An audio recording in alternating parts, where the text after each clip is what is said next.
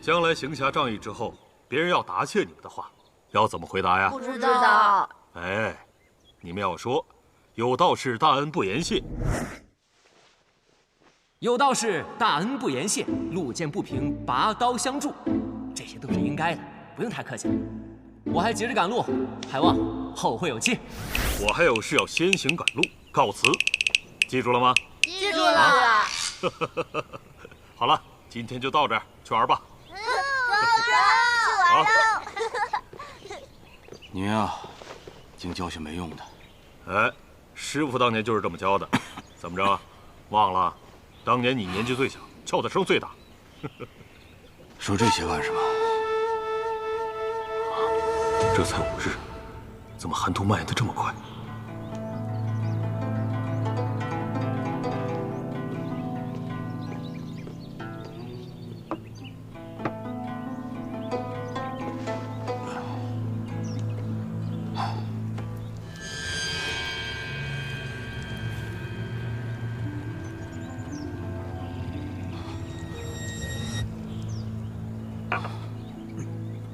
我还能活多久？3个月，还是1个月？对我的医术没有信心，有我在，你死不了。行了，你就别吹牛了。要是没有温家这以毒攻毒的法子，你早就没招了。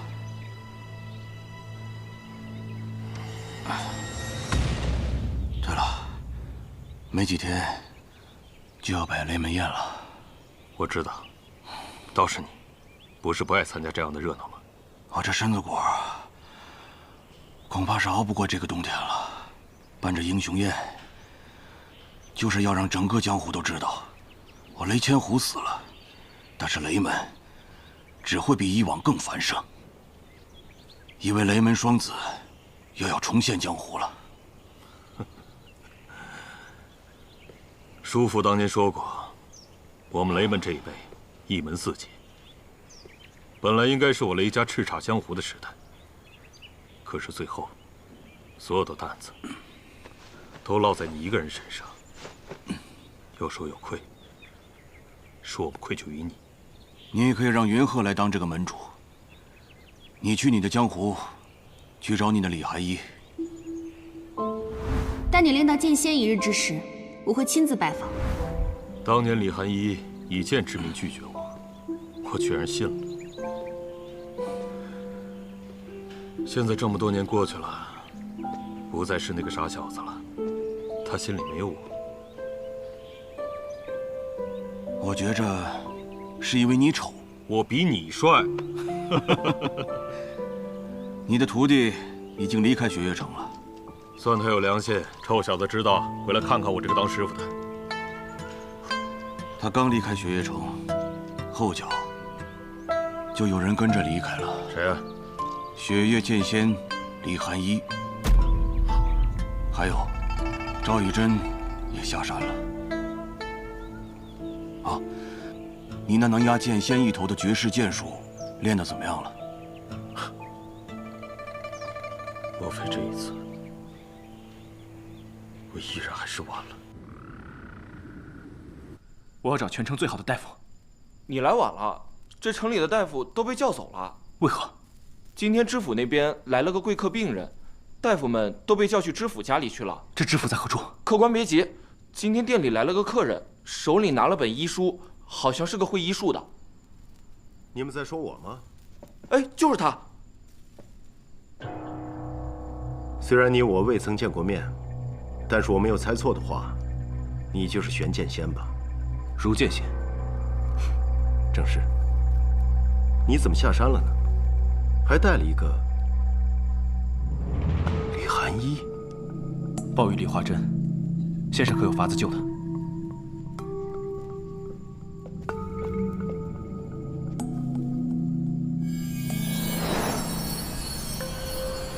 我拦住了26根针，但是还是有一根。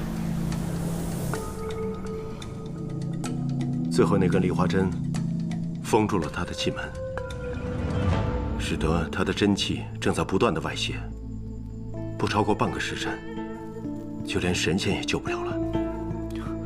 所以我们立刻将那梨花针给逼出来。一会儿，我用5道银针封住他5处大穴，他的真气会逼得那梨花针游走到百会穴。我需要你用真气把它引出来。来吧。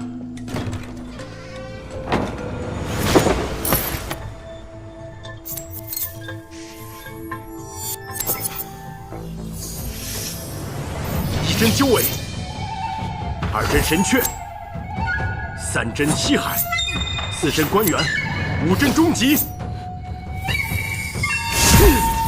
便是此刻。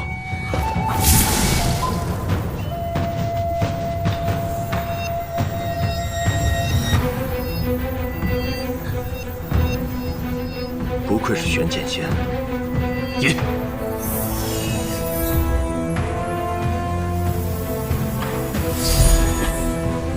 你受伤了？区区小伤，不足挂齿。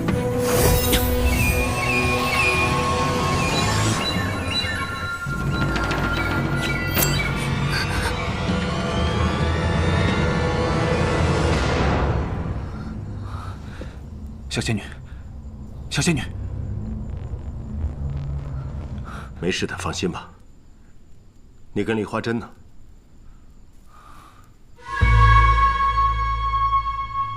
伤了她的针，我自然把她捏碎了。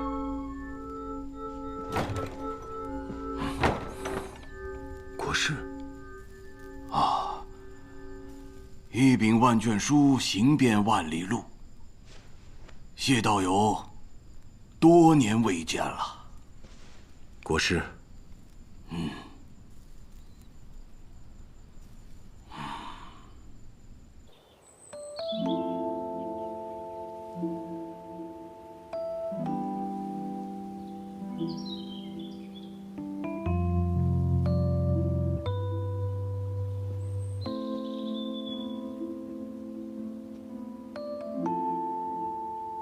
国师是来找赵玉珍的吧？可是1夜过去了，都未曾见你跟他说过1句话，只是一直看着他。不知道国师你在想什么呢？在想枯木如何逢春，春去如何秋来。国师讲话果然深奥。我与玉珍的师傅吕素贞有过一个约定，帮他一个忙，但我还是来晚了。可他却来得恰恰好。算算时辰，雪月渐迁，现在也该醒过来。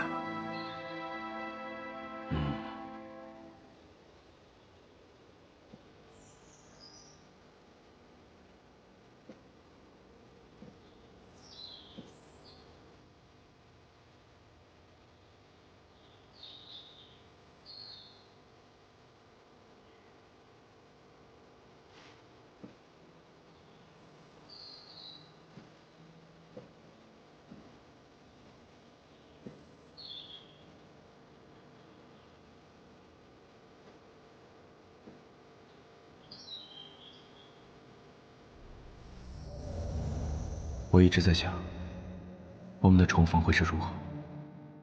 我从望城山下来，经过一片桃树林，我想，我们的重逢应该要有桃花，便写了这些桃花瓣，你可还满意？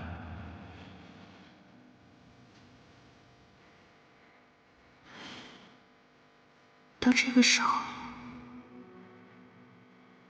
不满意也没有办法，我已经下山了，就回不去了。小心，我们走吧。已经不小了。是啊，不小了，是大仙女了，比以前更好看。以后别叫我小仙女了，还是叫我李寒衣吧。凉风帅已立，游子寒无衣。这不是什么好名字，我们改个名字吧。改什么名字？桃花，李桃花怎么样？这么艳俗。用在别人身上是艳俗，用在你身上就是风华绝代。枯木逢春犹在发，人无两度再少年。在桃花纷飞，初见你之时，我们都还是少年。在你醒来之前，我让谢轩先生帮我找了一处院子。什么样的院子？一处小院，一棵桃花树，就像你我初见那样。为什么需要这样一个院子？因为如今重逢，我终于可以问出那句我少年时就想问的话了。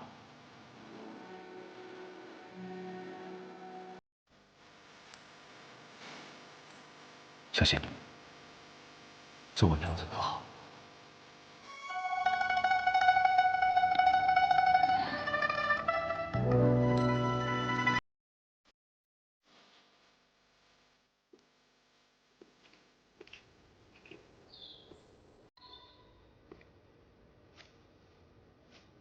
我曾听人讲过，朝花夕拾是人间最煞风景的事情，因为花已经不是朝时的那种花，人也不是朝时的那个人。这说法实在是可笑。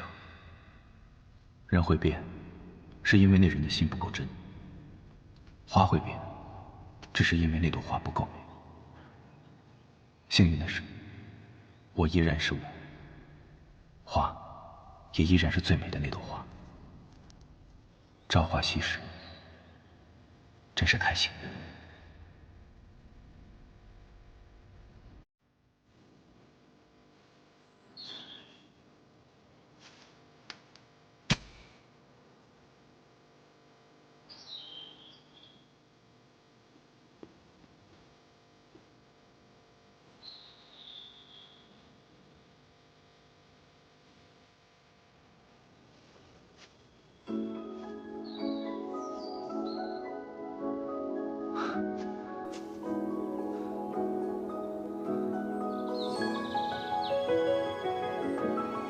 真好看。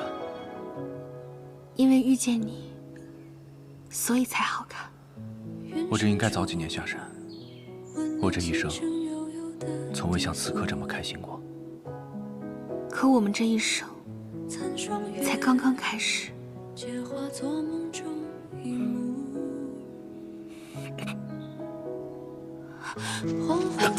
赵玉珍，你怎么了？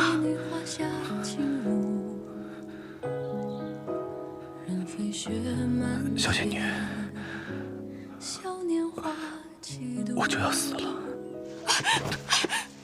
赵玉珍，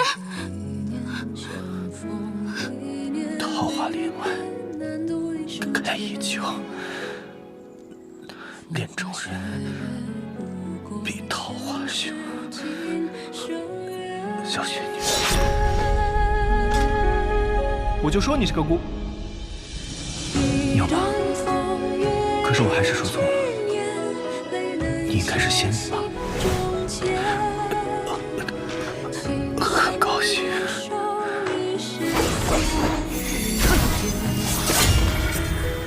你来迟了。傻小子，还等着吃桃子呢。好美啊！这一生能遇见你。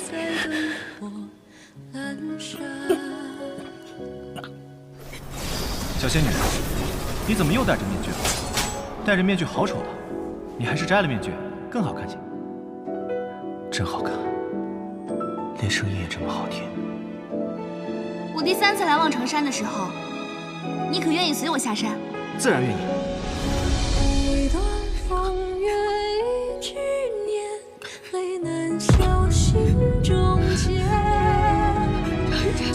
谢谢赵玉珍，赵玉珍。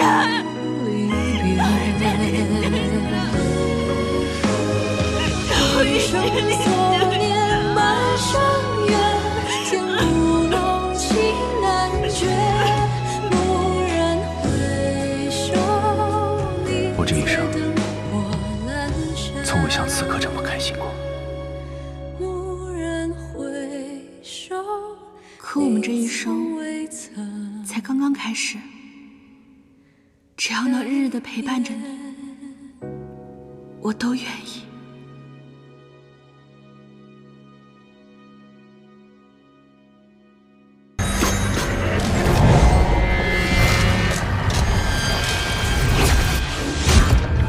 走，一个都走不了。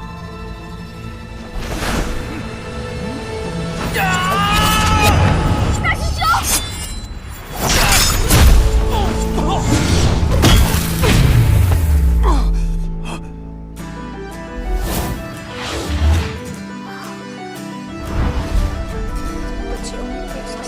无极棍。若依，我们都是一样的。这世上只有一个司空千里，一个叶若依，一个唐明，一个雷无忌。所以今天谁都不能死。小泽，你还真是个高手。是啊，我之前跟你说不会武功，骗你。但是你们高手为什么每次不早点出来呢？一定要看我们都倒下来，才出来逞英雄。对不住了，小韩火。流转之术不但可以帮助你慢慢的恢复功力，它还可以帮助你短暂恢复到最强的力量。但是如果你这样做了，前功尽弃，性命危险。我应该早点站出来做个英雄。如果我能活下来的话，我们再好好聊着。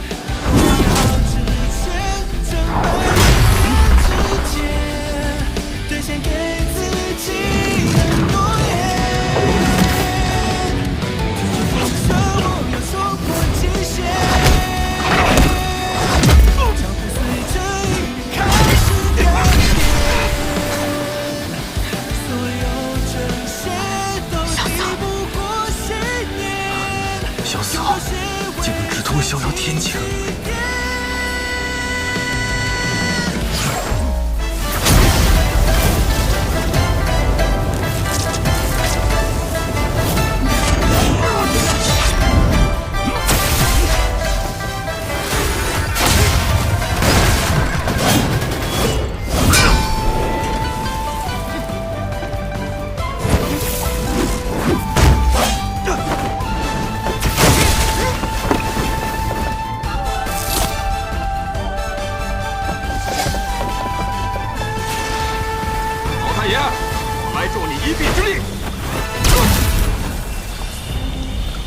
这便是所谓的北厉第一天才，年纪轻轻，内力居然能和我不相上下。为何我们的内力无法直接打向他，而是在三人体内流转？唐师兄，你可有什么办法？现在无论谁向前，都只有一个结局。什么？死。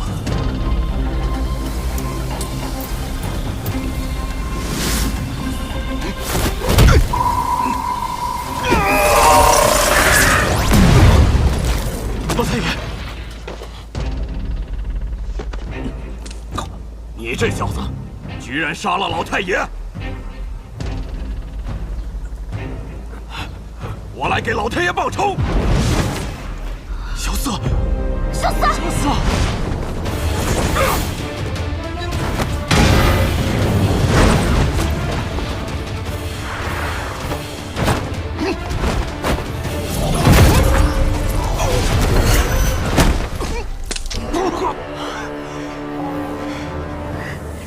在下还有心中300，阁下可愿再试？来了，来了。那接下来的事，拜托你了。小四，看来下次还是得来得再早点。你从那么远的地方过来，就是为了救他？很感动是不是？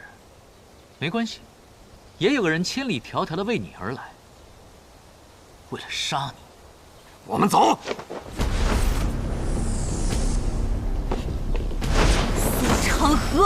姐。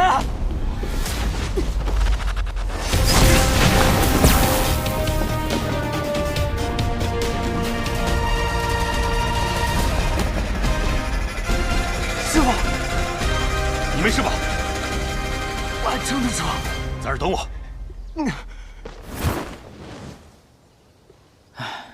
怎么又追来了？看来还是免不了一战啊！哦，战天兄的轻功还是这么快啊！看来你是想护住他们。看起来是这样的，但是我觉得你并不打算杀他们。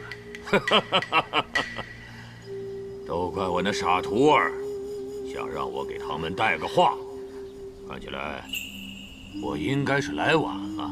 罢了，这一切都是定数。这帮孩子要是得不到医治的话，恐怕就要死在这里了。哎呀，但这李寒一他……就交给雷轰吧，还有劳如剑仙带他们下去疗伤。好。寒一，不要追了，寒一！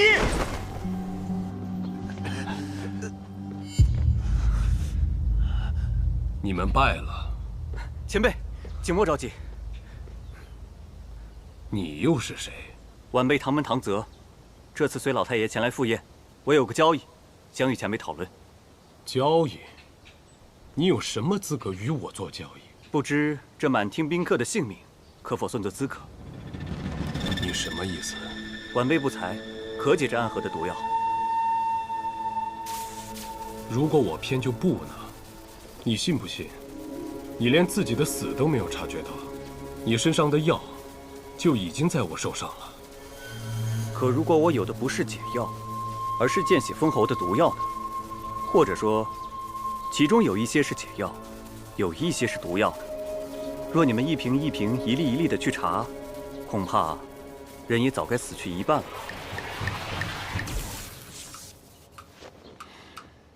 此次的事情跟唐门并没有关系。暗河潜入英雄宴，下毒谋害天下英雄，而唐门及雷家堡几位高手并未中毒，最终击退了暗河杀手。唐老太爷战死于此。厚颜无耻！确实厚颜无耻。好，前辈明智。但是这笔账，雷门一定会找唐门算，世世代代死亦不休。唐泽记下了。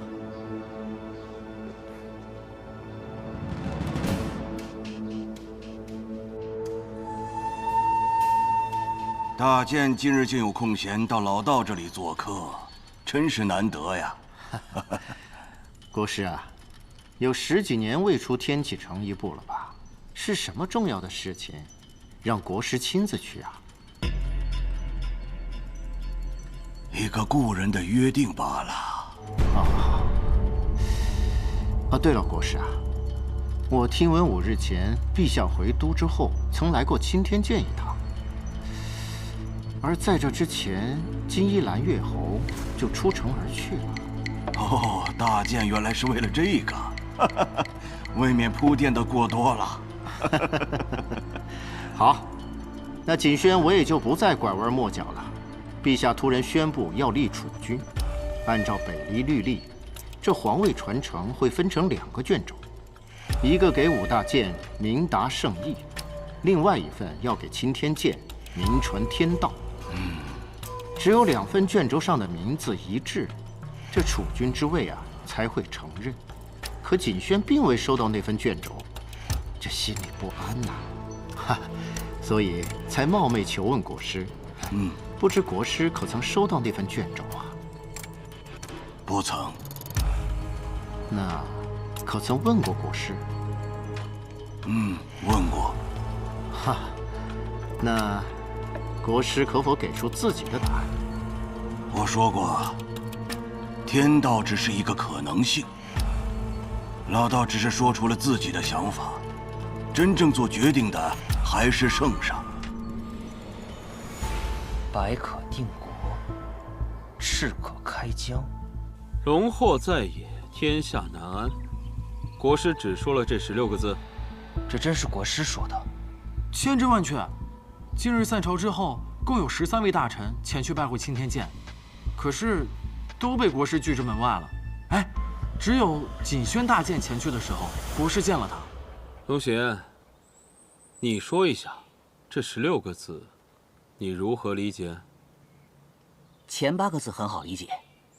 白王萧崇是守国之君，大概是因为他性格沉稳，做事冷静。赤王您是开疆之君，说明勇武可嘉，以后对阵男爵，需要您这样可做帅才的皇帝。可这后8个字又是变数，有了这后8个字，好像前面8个字都白说了。不仅前面8个字，其实这16个字都是白说。这16个字不像是一句建议，从国师口中说出，更像是一句箴言。定什么国，开什么疆。真龙只有一条，天子只有一位。得胜者立于高台，其余的匍匐于台下，血流成河。一代又一代，一朝又一朝，星辰日夜变换，朝代交替更迭。唯独这件事，亘古未变。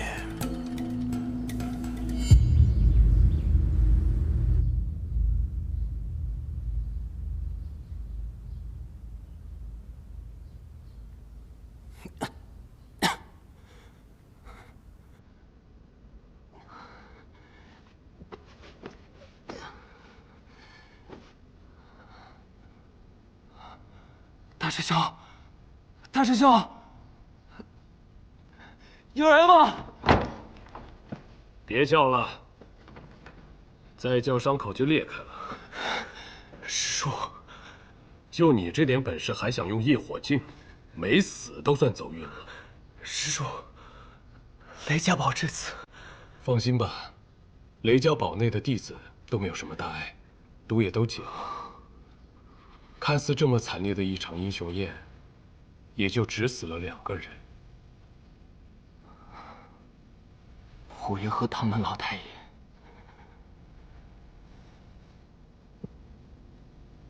足以让整个江湖都震动的2个人。此事之后，江湖的格局就要变了。都怪我就应该早点来。别太伤心了，他这么多年一直受寒毒所扰，如今也算是一种解脱吧。对了，我姐找到了吗？没有，没有他的消息传来。不行，我得去找他。就你现在这个样子，去了能有什么用？可是他现在很危险。就交给你师傅吧。你要是好些了，可以去看看你那位朋友，他的情况有些不妙。萧瑟，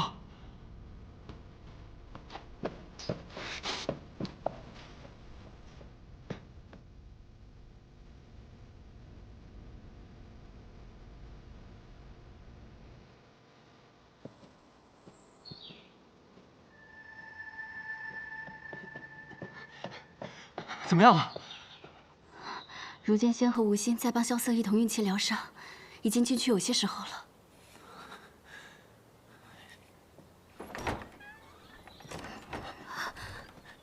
前辈，萧瑟怎么样了？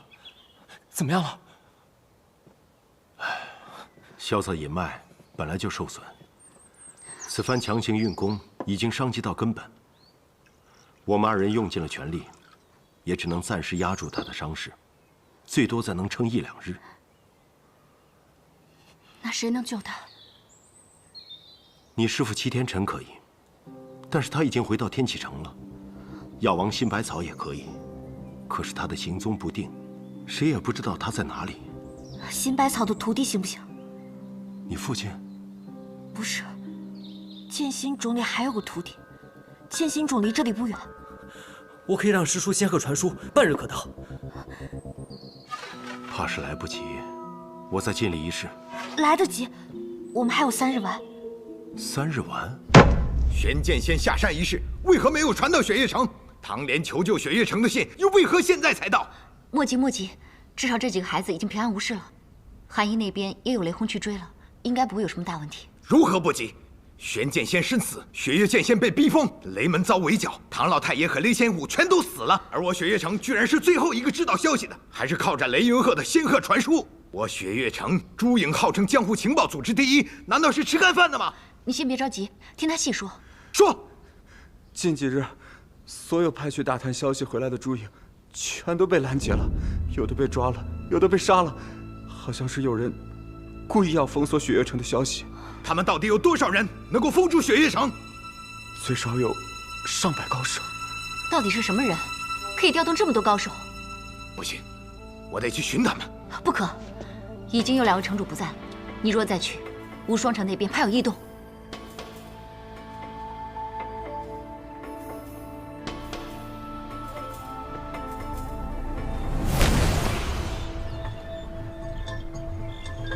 暗河偷袭了英雄宴，萧公子为保天下英雄，强行运功，如今身受重伤，随时有性命危险。司空姑娘已经给萧公子喂了3日丸，还请华景姑娘速前往雷家堡。什么？他服了3日丸？怎么了？那3日丸可以激起一个人所有的生命力，所以无论受了多重的伤，都可续命3日。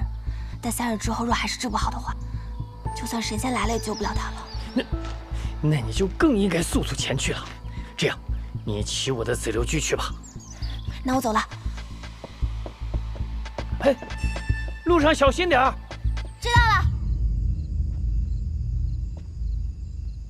雷无杰，你过来喝口水吧。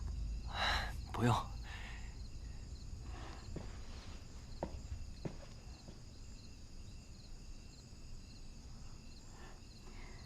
你也在这守了1天了，回去休息吧。你的身子也没比萧瑟好多少。没事儿，都是皮外伤。真的没关系吗？你是在关心我？看来真的是好的差不多了。反正死不了。你说话可真有意思。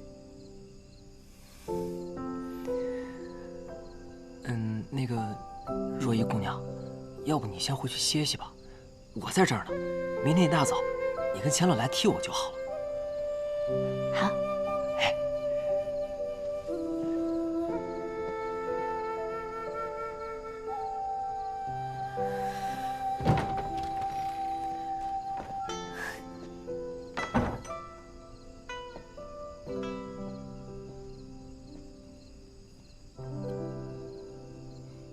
雷无杰，啊，前辈，你还记得当时在雪月城我送你什么礼物了吗？啊，记得，晚来雪。那你看了吗？没看。难怪你和女生谈话还是这般声色稚嫩。我谢轩送人东西啊，从来都是对症下药的。你不要以为《晚来雪》这本书在街面随处可以买到而轻视它。但是它对你来说是非常有价值的。哼，不开窍，不开窍啊！啊？难道我真的该去看看？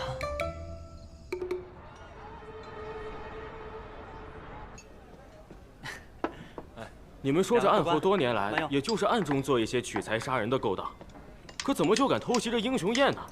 难不成要与这天下英雄为敌？这一次啊，就是冲着雪月城和雷家堡还有唐门来的。我们啊，都是被无辜牵连的。啊，军爷，军爷，这是。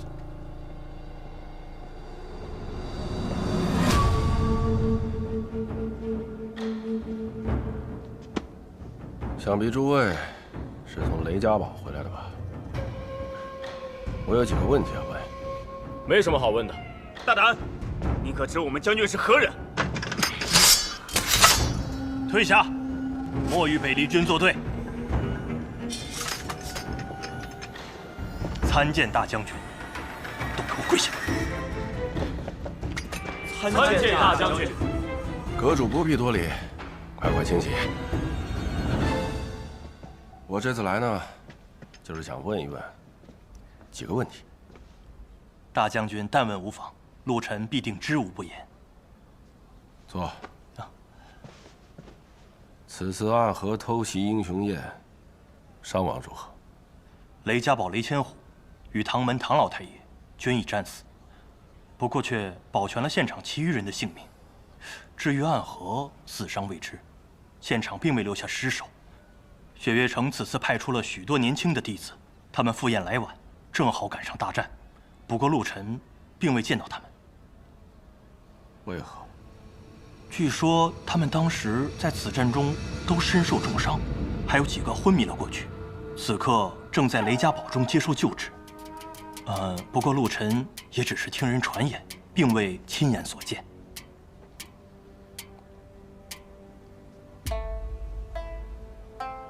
好个暗河！若我闺女真出了什么事，我就是踏遍整个北离，我都要杀光他们！乖，再坚持一下，马上就到了。前面还有几十里就是雷家堡了。乖。他跑不动了，再跑就要累死了。那怎么办？你那么着急去雷家堡做什么？我要去雷家堡救治病人，再晚就来不及了。来，客官，您的马。你把你的马给我，卖给我好不好？你要是舍不得的话，我给你银子。等我到了雷家堡，我再差人把马给你送回来，行吗？不用那么复杂，我们一起去便是了。小二，哎，照顾好这位姑娘的马。得嘞。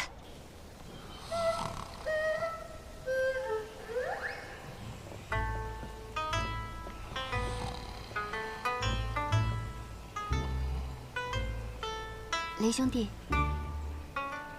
雷兄弟，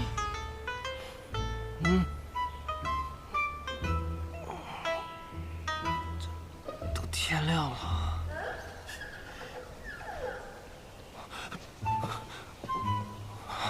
我没睡，我就刚刚才睡着的。雷无极，知道你累了，赶紧去休息吧。我没事儿。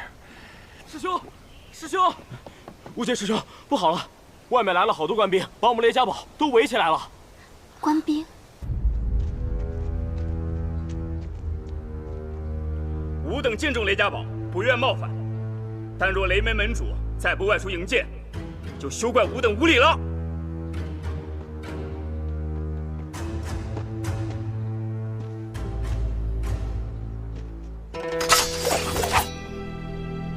想闯我雷家堡，得先过得了我这关再说。这位小友受了伤，却还如此英勇。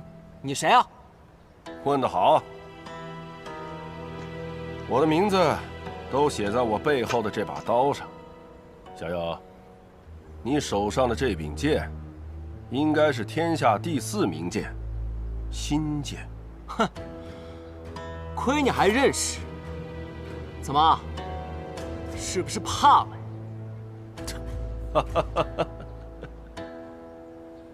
你手上用着新月姐姐的剑，但这憨劲儿倒是和头一个模子刻出来的。你怎么会认识我父母？哎，何止认识？来，让我试试你的剑法，看看你小子有没有你父母当年的风采。他受了重伤还未好，若是由你来试他的剑法，怕是会要了他的命。太长了。叶将军这么大架势，怕是要拆了我雷家堡。师叔，他是谁啊？他是你阿爹最好的兄弟，如今的北离中军大将军叶笑英。人屠叶笑英。